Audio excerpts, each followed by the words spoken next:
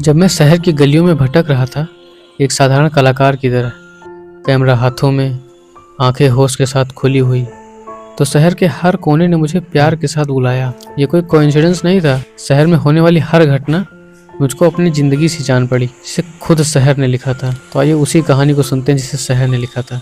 एक कलाकार की आंखों से शहर का सफ़र। मैं मेट्रो स्टेशन के नीचे खड़ा था।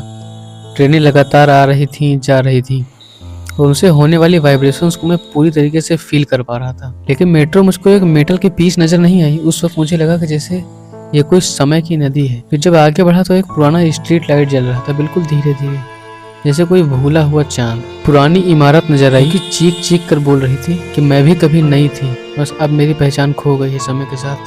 शायद ऐसा तुम्हारे साथ भी होगा, तुम्हारी भी पहचान खो ही जाएगी। फिर ट्रैफिक लाइट पर बार बार सिग्नल चेंज हो रहा था, कभी ग्रीन तो कभी रेड। उससे ये समझ आया कि शायद ये लाइफ का कोई सिग्नल है कि जीवन कभी एक जैसा होने नहीं वाला है, परिवर्तन हमेशा होता रहेगा।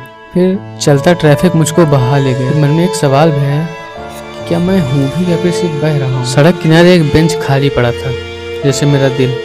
कोई नहीं आया। गिरजा घर के दरवाजे खुले थे, लेकिन अंदर से बिल्कुल खामोशी थी। शायद ईश्वर भी चुप ही था। फिर एक रिक्शे वाला मिला, जो कि 35 साल से इसी रोड पर रिक्शा चला रहा था। उसकी आंखों में थकान थी, लेकिन एक मुस्कान भी थी। आज़ादी की लड़ाई में लड़ने वाले लड़ाकों की मूर्ति भी थी, जो कि बस रोड किनारे धूल खा रही थी।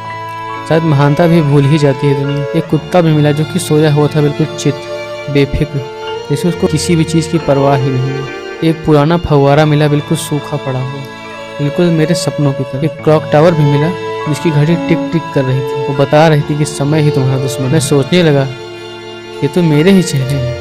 गरीब बच्चे सड़क पर सामान बेच रहे थे, उनकी हंसी में दर्द छिपा हुआ था। मैं एक पुरानी इमारत के नीचे से गुजरा और उसकी छाया ने मुझे अपने गले में लगा लिया। वहाँ की पुरानी छतें मुझको ऊपर से देख रही थी, वो मेरी कहानी लिख रही थी। और एक बहुत ही पुराना बाजार मिला, जो कि चहक रहा था, लेकिन अंदर से पूरा खोखला था। सड़क किनारे पता नहीं कितने ही स्मारक मिले, जो कि भूले पड़े थे, और उनकी यादें भी धूल में मिल गई थी। फिर भगवान राम की एक पेंटिंग भी मिली, जो कि दीवार पर मुस्कुरा रही थी, भटको मत, अभी भी रास्ता है। सिग्नल पर ट्रैफिक रुका, लेकिन जीवन थमा नहीं। बिना सवारी रिक्शा ड्राइवर इंतजार कर रहा था। शायद मेरा इंतजार भी वैसा ही है। उसे सवारी नहीं मिल रही, मुझे जीवन में कोई स्पष्टता नहीं मिल रही। आगे एक फूल की दुकान मिली, जहाँ पर रखे हुए फूलों ने चुप्पे से मुझसे कहा कि पता नहीं कौन आकर मुझे खरीदेगा। मैं सुख में जाऊँगा कि मैं दुख में जाऊँगा, मुझे नहीं पता।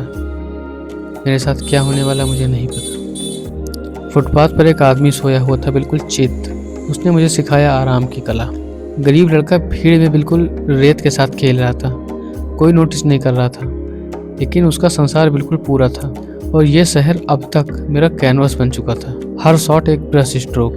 पुरानी चीज़ें बोली, लोग बोले, जानवर बोले, यहाँ तक कि पूरा का पूरा शहर बोला कि तू कलाकार है, मुझे देख और रच। मैं बेंच पर बैठ गया। ठंडी हवा मेरे दिल को छू गई। ट्रैफिक बहा, मेट्रो गरजी, कुत्ता जाग कर खींच आया। शहर ने फुसफुसाया, आवाज में नहीं बल्कि खामोशी में। तू खोज रहा था अर्थ, लेकिन अर्थ तेरी खोज था। हर पुरानी इमारत तेरी अपनी कहानी थी। हर भूला रिक्शा वाला तेरा भविष्य था। कुत्ता की बेफिक्री तेरा सबक, गरीब लड़के की हंसी तेरी खोई हुई मासूमियत। जीवन कोई पहेली नहीं है सुलझाने को, एक कैनवस है रचने को। तू भटका, तूने देखा, तूने महसूस किया। यही क्रिएटिविटी का सीक्रेट होता है। भटकाव में ही अर्थ जन्म लेता है। नीत्शे ने कहा कि तू वो बने जो तू है, और शहर ने दिखा दिया कि तू एक आर्टिस्ट है, तू एक कलाकार है। दुनिया को ना बदल, देखने का तरीका बदल।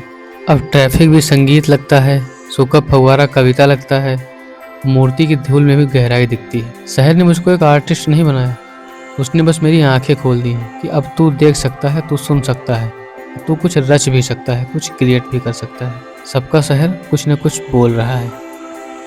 आपने सुना?